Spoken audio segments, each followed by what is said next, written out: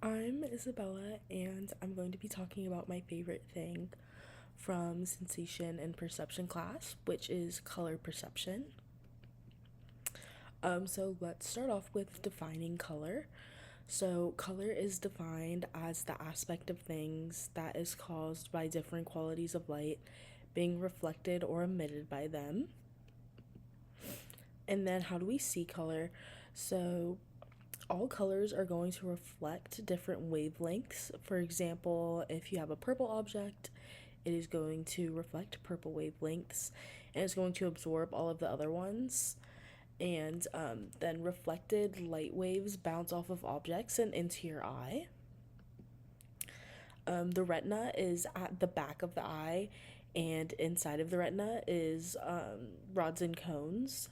So the job of the rods and the cones are to spot light and communicate this with the brain.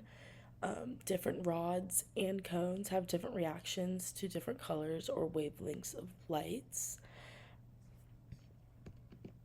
And then for how we perceive color, wavelengths that are transmitted or reflected have different perceived colors. So when looking over at the chart, if you look at short, it's going to perceive blue, medium perceives green, long and medium perceives yellow, long perceives red, and then long, medium, and short perceives white. And then what colors do humans see? So while humans can see millions of colors, we are unable to see every single color. And humans can only see a small portion of the electromagnetic spectrum, and typically we can detect wavelengths around between 380 nanometers to 700 nanometers. So when looking below at the chart, you can see with the colors that humans can see, it's very small in perspective to every color. And then when looking at rods and cones and how many that we have in the eye, we have approximately 120 million rods and 6 million cones. So rods are more sensitive to light and cones help people see colors and details. And then there are three different types of cones, and that is going to be red cones, green cones, and blue cones. When people are missing cones, they are going to experience color blindness. And then color blindness is when someone has trouble seeing certain colors. And then monochromacy is when someone only has a one type of cone, and this is when people can only see limited colors or no colors. And tetrachromacy is when the retina has four types of cones and can see hundreds of times more color. So that's basically like the difference between people who have less cones and people who have more cones. So people with less are going to see less colors, and people with more cones are going to see more. And then if you take a look at the image on the right hand side, this is a test sometimes used to detect when people have color blindness.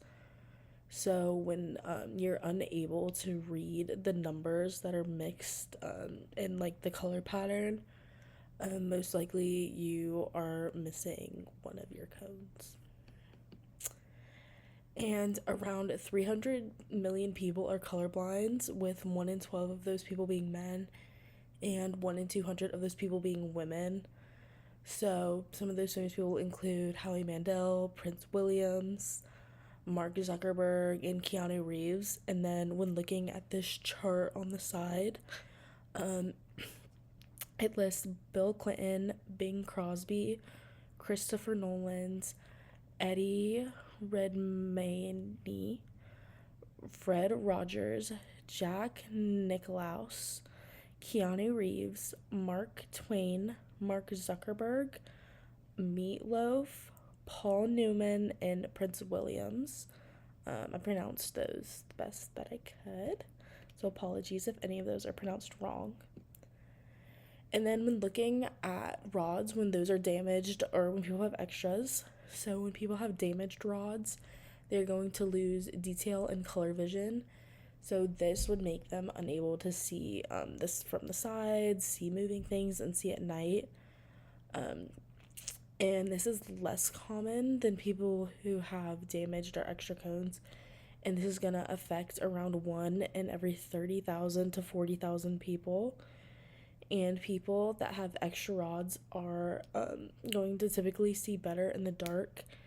And it's more common for people to have damaged rods and cones in comparison to people having extra rods and cones. It's pretty uncommon to have extra rods or extra cones.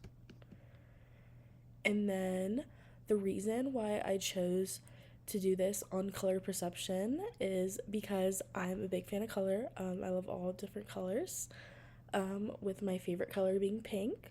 So I found it interesting learning how people see colors and how they are perceived. Okay. And then, just to end it off, here are all of the sources I used alongside of the textbook.